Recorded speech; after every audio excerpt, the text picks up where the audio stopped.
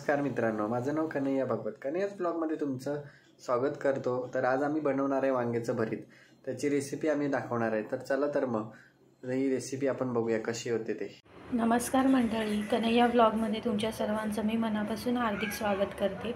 तर आज आपण बनवणार आहे हे मोठं वांगं असतं ना, त्याचं आपण भरीत बनवणार आहे.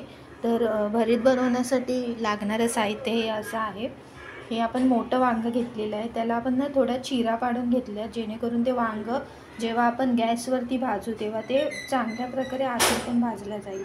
त्यानंतर फोडणीसाठी लसूण घेतलेला आहे, कांदा घेतलेला आहे, शेंगदाण्याचं कूट घेतलं आहे, मसाल्यांमध्ये मी घेतलं आहे जिरं घेतलं आहे, राई घेतली आहे, गरम मसाला पावडर तिखट लाल मसाला घेतला आहे, हळद घेतली आहे, गरम मसाला पावडर घेतला आहे आणि हिंग घेतलं आहे आणि कढीपत्ता घेतला आहे आणि टोमॅटो घेतला आहे.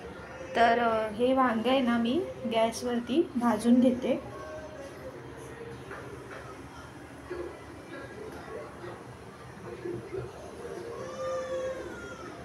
बघू शकता तुम्ही, वांगंही मी चांगलं गॅसवरती भाजून घेतलेलं आहे.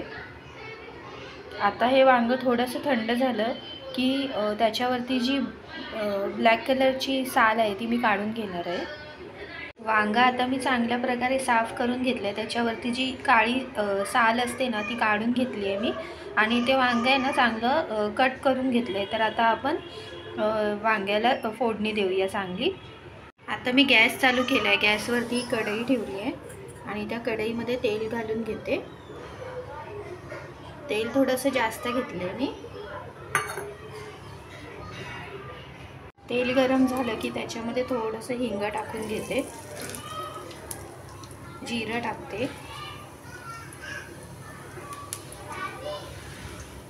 राई टाकते,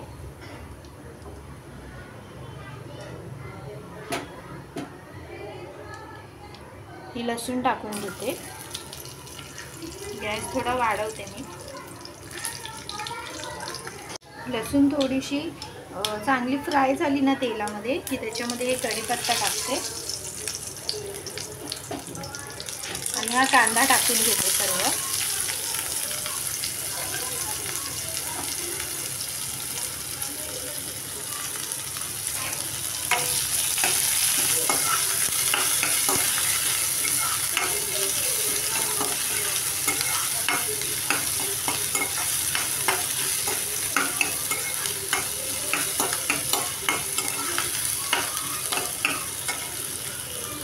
कांदा चांगला फ्राय झाला ना की त्याच्यामध्ये टोमॅटो टाकून घेते.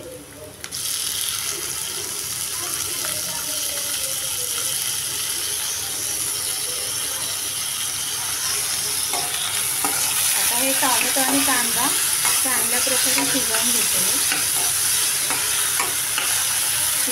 हे लवकर शिजण्यासाठी ह्याच्यामध्ये मीठ टाकून घेते. आता बघू शकता तुम्ही, कांदा आणि टोमॅटो चांगल्या प्रकारे शिजली आहे. तर त्याच्यामध्ये जे मसाले घेतलेले ते सगळे टाकते मी आणि चांगलं मिक्स करून घेते.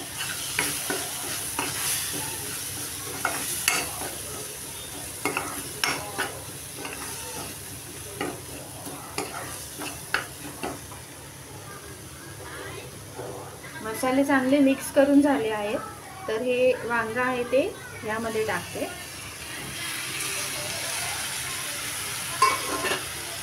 आणि चांगल्या प्रकारे मिक्स करून घेते. आता वांगं चांगल्या प्रकारे मिक्स झालंय मसाल्यामध्ये. तर ह्याच्यामध्ये मी शेंगदाण्याचं कूट टाकून घेते. आपल्याला जेवढं आवडतं आपल्या आवडीप्रमाणे शेंगदाण्याचं कूट टाकून घ्यायचं. हे चांगल्या प्रकारे मिक्स करते. आता भाजी चांगल्या प्रकारे शिजली आहे. तर ह्याच्यावरती मी कोथिंबीर टाकून घेते गार्निशिंगसाठी. तर आपलं वांग्याचं भरीत तयार आहे. आमचा व्हिडिओ आवडला असेल तर व्हिडिओला लाईक करा, शेअर करा आणि चॅनलला सबस्क्राईब करा. धन्यवाद.